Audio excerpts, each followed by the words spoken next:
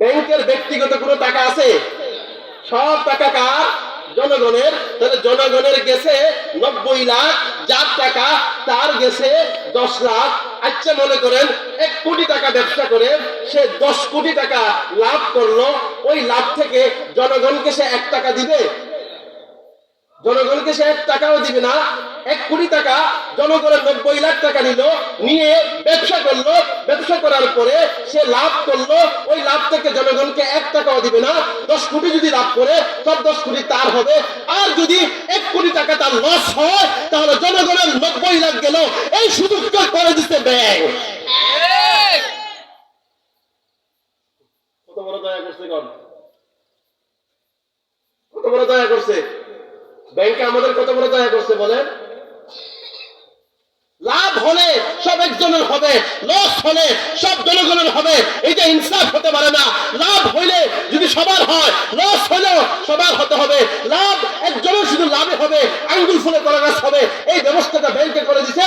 এজন্য ব্যাংক উম্মতের টাকাকে সুদের টাকাতে সুদিতে লাগাইয়া গরিবকে আরো গরিব বানাইছে, ধনীকে আরো ধনী বানাইছে। এই ব্যাংকের প্রতারণা, এটা একটা প্রতারণা। আরেকটা কথা বলি, ব্যাংক কত বড় রহমত উম্মতের জন্য। ব্যাংক ওই যে 10 লাখ টাকা রাখছে, সে তো ক্ষুদ্র ব্যবসায়ী। কেউ আছে ব্যাংকে কোটি টাকা রাখছে, 1 কোটি টাকা রাখলে তাকে ব্যাংকে লোন দিবে 10 কোটি, 10 গুণ বেশি দিবে। এখন এই পুরা বাংলাদেশের ভিতরে যারা নাকি ব্যাংক থেকে লোন নিবে তারাই ব্যবসা করতে পারে, ক্ষুদ্র কোনো ব্যবসায়ীতে ঢুকতে পারে না। কেন ঢুকতে পারে না? কারণ এক তো তার কাছে পুঁজি কম, তার কাছে অত পুঁজি নাই। দ্বিতীয়ত ওই ব্যাংকওয়ালা যারা টাকা বেশি রাখে পুরা ব্যবসাকে নিয়ন্ত্রণ করে এই সমস্ত পুঁজিবাজারিরা।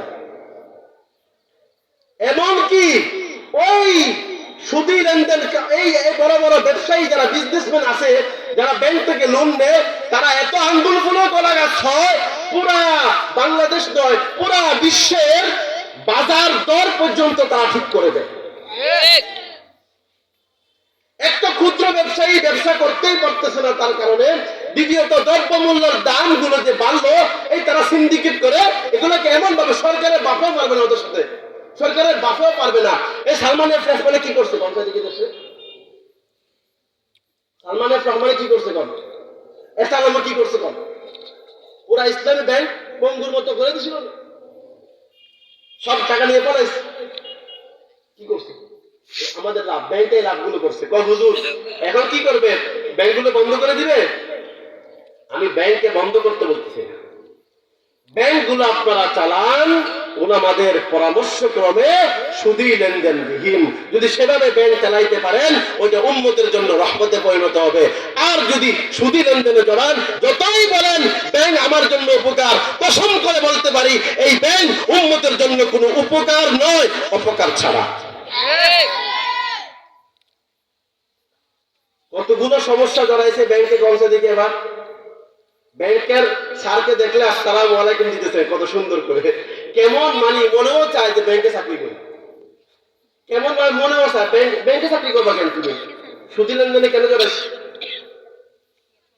আর কেউ কেউ আছেন সুদী লেনদেন, ওখানে টাকা রাখে 10 লাখ টাকা রাখে, ওখান থেকে বছরব্যাপী লাভ আসে, ওই লাভগুলো সুন্দর করে খাইয়ে ফেলে। ওই লাভগুলো খাওয়া কি নাই? জায়েজ নাই। লাভ খাওয়া কি নাই? ব্যাংকে টাকা রাখছেন 10টা, আপনার বছর ঘুরে 50,000 টাকা আসছে, ওই 50,000 টাকা মুফতি আব্দুল সালাম চাঁদগামী রহমতুল্লাহ আলাইহি, মুফতি আজম বাংলাদেশ, যার কাছে আমরা ইফতা করছি, মুফতি হয়েছে হাটাজারিতে, মুফতি আজম বাংলাদেশ মুফতি আব্দুল সালাম চাঁদগামী রহমতুল্লাহ আলাইহি, ওনার কথা হলো ওই টাকাগুলো প্রথমত ব্যাংক থেকে আনাই যাবে না। ওই টাকাগুলো ব্যাংক থেকে কি করে যাবে না? আনাই যাবে না।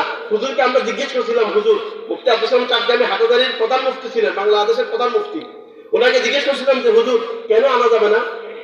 হুজুর বলেন তোমাকে যদি কেউ 1 ব্যাগ পায়খানা দেয়, ওই পায়খানাকে তুমি ঘরে নিয়ে যাইবা? সুদ এই টাকাগুলো, এই বাড়তি যে টাকাগুলো পায়খানার সাথে বেশি না পা।